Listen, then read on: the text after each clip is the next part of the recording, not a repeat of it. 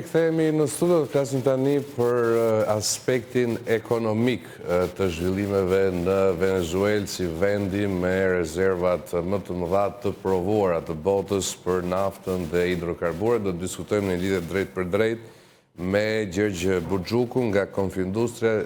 Gjergj, shumë faleminderit që jam me ne, kënaqësi të bisedojmë.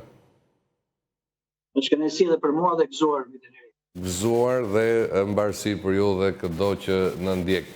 Zoti Buxhuku, po e nis bisedën pikërisht nga elementi parësor. Trump me njëherë pas operacionit të bëri thirrje kompanive amerikane, kontratat të cilave janë prishur sipas tij nga regjimi Hugo Chávezit që të rikthehen në Venezuelë, vendi që besohet se për 100 vite të ardhshëm mund të vazhdojë të prodhojë naftë dhe kjo në të dhëna konkrete, pra jo të amencuara siç mund të kenë shtete ndryshme. Dhe dim që organizatat e vendeve lindore janë ato që diktojnë, po themi, prodhimin, e ulin kur intereson, e rrisin kur u intereson. Diversifikimi në këtë mas a mund sjell efekte për çmimin e naftës së pari në Amerikë, sepse besoj efekti më i fortë do të jetë atje, dhe në pjesën tjetër të botës? Në fakt mund të themi që në qoftë se Shtetet Bashkuara të Amerikës do të jenë në kontroll faktik të rezervave të naftës së Venezuelës, do të kemi një treg më të rregulluar. Dhe kur themi më të rregulluar, do të kemi parasysh që tregu botror, meqense Venezuela mban vendin e parë në botë për rezervat e naftës, mbi çdo shtet tjetër, nuk do të thotë detyrimisht ulje çmimesh. Okej, vetëm nëse mund zhvendoseni pak nga e djathta juaj që t'ju kemi në objektiv. Okej. Jo, ndryshe? Okej, jemi okej. Pra, nuk do të thotë detyrimisht ulje çmimesh, por do të kemi një treg më të rregulluar. Pra, një treg i cili do të veprojë me një garanci, me një stabilitet më afatgjatë se sa sot. Domethënë, nuk mund të themi direkt që do të kemi çmime më të ulta me njëherë. Për një arsye të vetme, sepse të gjitha këto shtete të cilat janë në embargo sot, tregtojnë naftë me çmime nën çmimet e tregut, ta quajmë naftën nën embargo. Pra me çmime të ulta, që natyrisht pastaj furnizojnë tregjet botërore me çmime relativisht të ulta. Por kryesore dhe mjaft e rëndësishme është që për te çmimit të shohim në atë që quhet parashikime afatgjata të lëvizjes së çmimeve të tregut të naftës në botë, dhe kjo është shumë e rëndësishme për ekonomitë botërore, për industritë botërore dhe natyrisht pastaj do të jetë është shumë e rëndësishme edhe për stabilitetin ekonomik në tërësitë e mirëqenies. Pra, këtë mund të themi në mënyrë të përmbledhur, jo detyrimisht ulje çmimesh, por në mënyrë të padiskutueshme, një treg më të rregulluar dhe më të arsyetuar në afatgjatë. Ndërkohë, kjo rezervë ka që madhe prej kohësh, ka qenë po themi nën kontroll të vendeve lindore, Rusisë, Kinës. Ju thatë me drejtë që do të jetë një treg më i rregulluar. Impakt mbi Shqipërinë mund të ketë, apo këtu futemi pastaj në diskutimin e taksave të shumta që rëndojnë mbi çdo litër naftë? Shiko, natyrisht që meqense Shqipëria sot fatkeqësisht është një importuese neto e karburanteve, do të thënë pavarësisht se ne zotrojmë karburantet tona, por ne nuk i përpunojmë, por praktikisht i hedhim bruto në treg dhe marrim nën produktet e naftës, në mas 100% sot, pothuajse. Natyrisht që do të kemi një ndikim me lëvizjet e çmimit të tregut të naftës në botë. Problemi i Shqipërisë është tek fakti që pavarësisht luhatjeve në tregun botror, në Shqipëri shohim vetëm rritje të çmimit të naftës atëherë kur në botë rritet, por me ritme më të shpejta. Dhe ndërkohë nga ana tjetër, kur ulen çmimet e naftës në tregjet botrore, në Shqipëri ato pasqyrohen me mjaft vonesë. Dhe kjo vjen pikërisht nga situata kartel dhe oligopol që është tregu i naftës, dhe nga mos funksionimi i autoriteteve rregullatore në vend. Po këto janë problemet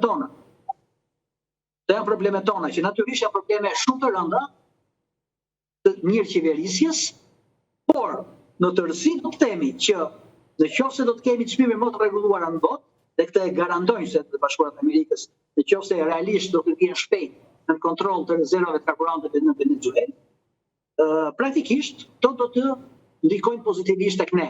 Por e theksoj edhe një herë tjetër që kryesorja në Shqipëri janë funksionimi jo në kushte konkurenciale dhe të rregulluara të çmimit të naftës, barre lartë fiskale, relative dhe absolute, krahasimisht me vendet e tjera, dhe natyrisht probleme me cilësinë e naftës, të cilat janë problemet tona, dhe ajo që është kryesorja është që nuk shikojmë vullnet politik të ekzekutuar nëpërmjet agjencisë rregullatore anti-monopol, pra të konkurrencës, në vendin tonë. Por tash edhe kësaj një herë tjetër, kjo ka të bëjë me politikat tona të brendshme. Zoti Buxhoku, kemi parë në vitet e fundit një lloj konkurrence të naftës me burimet e tjera të energjisë, kemi parë një shtim të makinave elektrike, por nafta vjon të mbetet dominante. Përcaktimi nga Shtetet e Bashkuara me shumë lëvizje, kjo e Venezuelës, rikthimi i formave të tjera të gërmimit të naftës dhe shumë elementë tjerë, beson se tregojnë që nafta do mbetet një burim kyç për energjinë, pra pavarësisht përmirësimit të tregut elektrik? Absolut po. Sepse duhet të kuptojmë diçka. Nafta nuk është e lidhur vetëm me transportin, siç e kuptojmë ne në shkrim të parë. Nafta është e lidhur në mënyrë të drejtë për drejtë mbi të gjitha në industrinë kimike. Atë që quhet industria petrokimike. E cila pastaj lidhet me shumë sektor të tjerë të rëndësishëm, që nga prodhimi i plastikës, që nga prodhimi pastaj i plerave kimike, e kështu me radhë, pra përdorimit të saj në industri.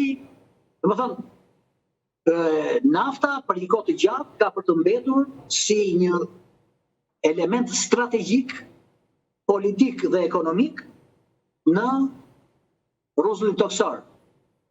Prandaj dhe të gjithë përplasjet që bëhen sot në nivel strategjik botror, pra geostrategjik, një nga element shumë kyç kanë atë se kush do të zotëroj dhe kush do të administroj rezervat botrore të naftës. Të gjitha papreshti. Prandaj po ta shikojmë, filluam me Venezuelën, po kalon loja tani në Iran, janë lëvizje të cilat janë lëvizje domino, ta quajmë, por që kanë lidhje me nivelin, me shkallën e zotërimit dhe të administrimit të rezervave botrore të naftës. Botrore. Ndërkohë, zoti Buxhoku, lidhur me mesazhin politik dhe ekonomik që jepet nga kjo lëvizje, e kemi parë si një operacion antidrog e quajtur në Shtetet e Bashkuara, e kemi parë që të kenë një luftë ashpër me pastrime parave, a ka një mesazh për gjithë botën dhe sa preket Ballkani? Absolutisht po. Unë mendoj që lëvizja e Shtetet e Bashkuara të Amerikës kundër, ta quajmë kreut të qeverisjes në Venezuelë, pra zotit Maduro, kishte një domethënie shumë të fortë, jo vetëm ta quajmë politike, geostrategjike, jo vetëm e lidhur me zotërimin dhe administrimin e rezervave të naftës në Venezuelë, por kishte një mesazh shumë të fortë mbi politikën dhe ekonomitë ta quajmë të gjithë botës, sidomos ato të cilat në një pjesë të madhe e kanë të lidhur me burimet informale, përfshirë drogat, aktivitete tjera kriminale, të cilat për vende të caktuara japin burime të mëdha të ardhurave, të cilat natyrisht pastaj lidhen dhe me nivelin e korrupsionit politik në to shtete të cilat bazohen në masë të madhe tek to burime kriminale, fatkeqësisht në një të këtyre vendeve është edhe Shqipëria. Ndërkohë, kemi parë mbështetje të vazhdueshme dhe për SPAK-un, pret që të vazhdojë gjatë këtij viti me dosje të nivelit të lartë korrupsionit. Kemi parë që viti që lan pas nuk munguan as goditjet që kishin bënin me krimin transkontar, siç e quajnë, po themi, Shtetet e Bashkuara, që ka të bëjë me transportin e drogës nga Amerika Latine në Europë. beson se do të vazhdojnë fuqimisht në këto dy transhet forta hetuesit e SPAK-ut? Unë mendoj që lëvizjet e SPAK-ut në kuptimin thelbësor të goditjeve të tij sapo kanë filluar. Nuk është se do jenë në përfundim, jemi ende në shkronjën A të alfabetit. Goditjet do të jenë shumë të forta dhe në këtë rast unë dëshiroj të them që, siç e thash pak më parë, që Shqipëria fatkeqësisht ka burime të mëdha të oksigjenimit të ekonomisë së saj nga burime informale, ku pjesë të madhe dyshohet, por është edhe fakt i padiskutueshëm që e kanë me burimin nga ato aktivitetet kriminale me përfshirjen e drogës. Aq e madhe është lidhja e Shqipërisë me këto burime, të cilat janë vënë në goditje nga SPAK-u, i cili duhet ta pranojmë nuk është një mekanizëm i krijuar nga vullneti politik shqiptar, por është një mekanizëm, është një agjenci e cila është krijuar me qëllim shumë të qartë të trysnisë dhe të qëllimeve afatgjata të shteteve tona partnere, në krye Shtetet e Bashkuara të Amerikës dhe Shtetet e Bashkimit Evropian. Pra SPAK-un nuk duhet ta konsiderojmë si një mekanizëm shqiptar, SPAK-u është mekanizëm qartësisht i shteteve tona partnere, të cilat tashmë e kanë vendosur Shqipërinë në lupën e vëzhgimit, dhe jo vetëm vëzhgimit, por edhe të goditjes së këtyre aktiviteteve kriminale. Fakt është që në vite të ardhura që vinë në ekonominë shqiptare nga ekonomitë kriminale me nënkrye drogën, sipas gjitha të dhënave, janë në rritje eksponenciale. Dhe SPAK-u, si mekanizëm e theksohet e njëherë tjetër i partnerëve jo i vullnetit politik shqiptar, pra atyre që kanë shkruar të gjithë letrat për pranimin e SPAK-ut, ata e kanë bërë nën trysni, jo sepse ka vullnet politik shqiptar, ai do godasi. Është pak a shumë si historia e kapjes së mijëve nëpërmjet çarkut të mijëve. Pra, fillimisht ngrihet çarku, ku i thuhet mijëve që hajde juve futuni brenda në çark, investoni në këtë çark për t'i kapur këtu në vend. Kjo është historia, por kjo histori, duke patur parasysh se sa e lidhur është ekonomia shqiptare me aktivitetet kriminale, unë mendoj që do të kemi fillimisht, do të kemi edhe një goditje të madhe të fortë mbi vetë ekonominë. Dhe prandaj Konfindustria shpreu dyshime të mëdha për buxhetin e vitit 2026, që kaloi para disa ditësh, sepse sistemi politik shqiptar dhe sistemi ekonomik shqiptar që ngrihet via atë sistem politik nuk do të jetë më i njëjti në 2026 siç ka qenë deri në 2025. Pra, mendon se është një lloj strategjie çarku në një pjesë që mund të ketë ndodhur abuzimi me pastrimin e parave dhe kjo është një histori qartësisht e çarkut, ku ftohen, si thua, i është dhënë dritë jeshile grupeve kriminale që të investojnë në vende si Shqipëria dhe në Shqipëri, flasim rastin tonë konkret, që ta kenë më të lehtë për t'i kapur, për t'i goditur.